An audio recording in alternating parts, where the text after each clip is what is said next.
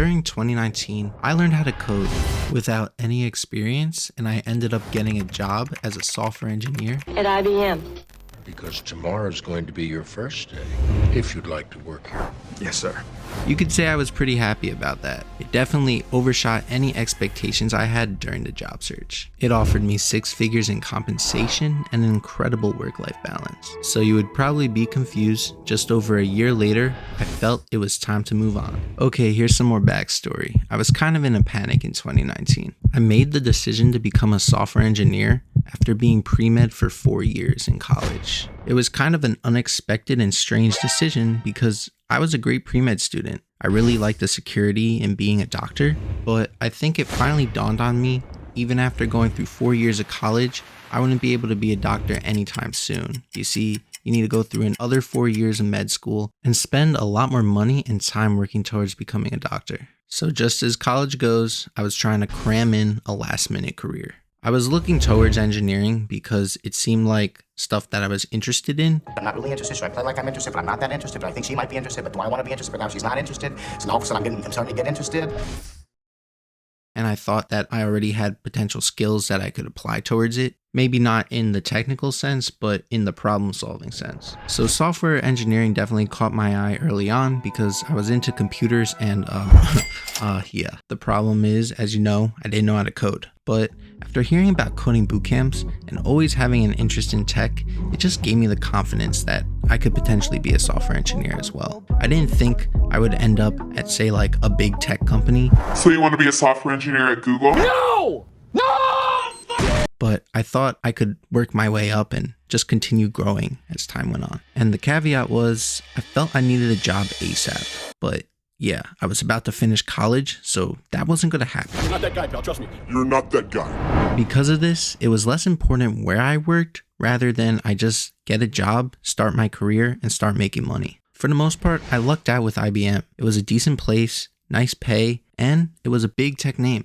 Okay, so things were great after all. I learned a lot, I landed a job, things were looking good, right? Well, I'm going to be honest, the honeymoon phase faded pretty quickly. You see, my main skills and interests at the time was web development, but I got placed in systems.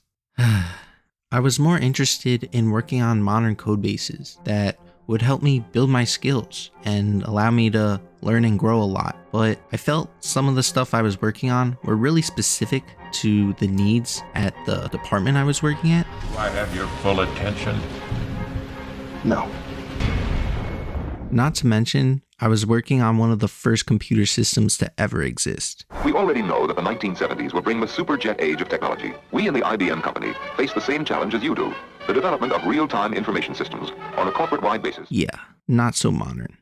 While I liked my job, I just found myself so excited to focus on the things I did outside of work. I started this YouTube channel, I was excited about my investments, and over time, my job itself continued to lose interest. I still understood my job didn't have to be perfect, and I was appreciative that it allowed me to have the time and money to focus on my hobbies. And because of that, I probably could have found myself working at IBM for a very long time. I get my work done as fast as possible, and then I can go on to working on stuff I enjoy more.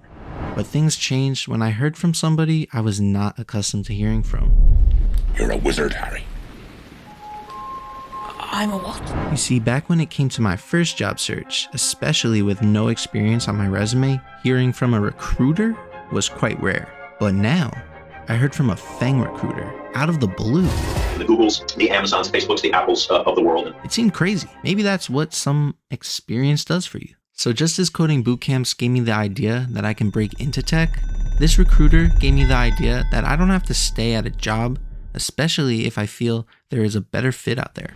Without the pressure of time like I had on my last job search, I felt I could really pick a great fit for myself. So it's still early in my career, but I feel I learned some valuable lessons from this. When it comes to your actual job, there are some important factors to consider. Now, there's actually more than what I'm about to mention, but for simplicity's sake, I'm going to break it down into 3 things.